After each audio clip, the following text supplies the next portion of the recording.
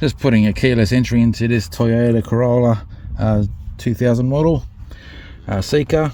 So two 10mm bolts on the inside here, one down there, one over there, just to drop the front panel down. I had to take the kick panel out here and the one here to get access to that 10mm there. The central locking box is there, so that's what I need to get access to, so I can put a keyless entry in.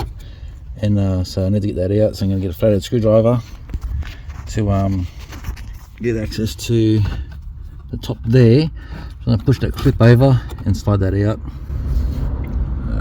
It wasn't holding the camera in the right place, I don't think. Here, so up the top there, can't see it properly, but perhaps in this angle here, just down there's a clip that I need to get a flathead screwdriver onto to just pick that up and slide that off. Found the easiest place to wire it up is to the switch here.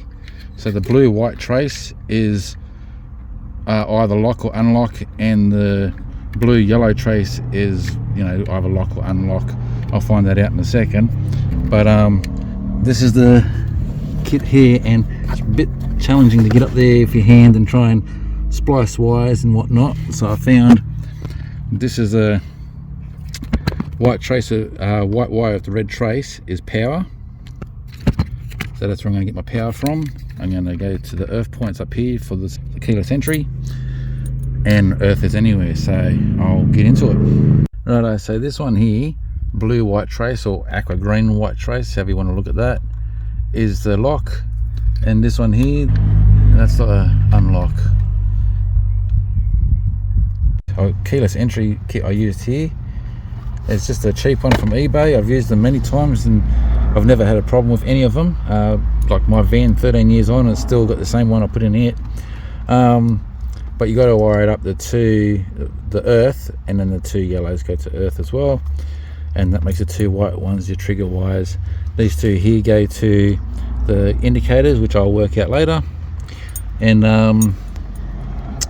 the other three wires, you got one for boot, and the other two orange ones would be for a positive switch. They're not being used, so that's all taped away, and the green one also for the horn or alarm system, so that's also not going to be used in this car. And I've just tucked the central locking kit in behind there, sits in there nicely. Now I can put everything back together. Okay, for the indicators to work, you're going to find the cable you want over here. This one here is for the ignition, and this one here is for the other features like dimmer and so forth, and this one over here controls the combination switch. Well, the combination switch wires to this part here, and the green with light green trace and green are the two wires that you want. It doesn't matter which one's which because they both indicate the same. So now if I was to unlock and lock, you can see that the lights are working. Lock and unlock, and same with the rear, lock, unlock, and both sides obviously. So all good. Okay, so that's it. You got lock and unlock. Easy stuff. Now I can put this back together.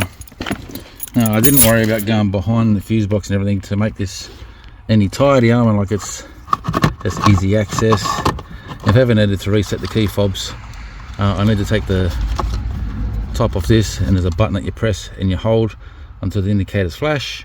Then you press the button on the key fob to reprogram it. As simple as that. That just tucks in there. And you can move it out of the way when it's not needed. So like if you need access to the fuse box, you can just take that out of the way, like so. Just get it out of your way. And it's also like if this ever stopped working, it's easily to interchange, so happy days. Okay, so I'll put all this back together. And just with that, you can see if the fuse box door removed. I like how it's a little compartment as well. Just, you know, no problems with the wires just hanging there, easy access still. And if you're missing that sticker, there's what all those fuses are. Easy. Oh, and one last thing, I didn't realise that the car did this. If I lock it by the key fob, I can unlock it by the key fob. But if I lock it by the key, I can't unlock it by the key fob. I can do the lock option, but I can't do unlock. The lights are flashing to say that it's working, but it's not. So I'll show you again. If I unlock that, lock and unlock, so that's working fine, and I like that better. So if I lock it by the key, that's a security lock that no key fob is going to unlock the car. I really like that. As always, I appreciate you being here. Thanks for watching, and I'll catch you in the next one. Cheers.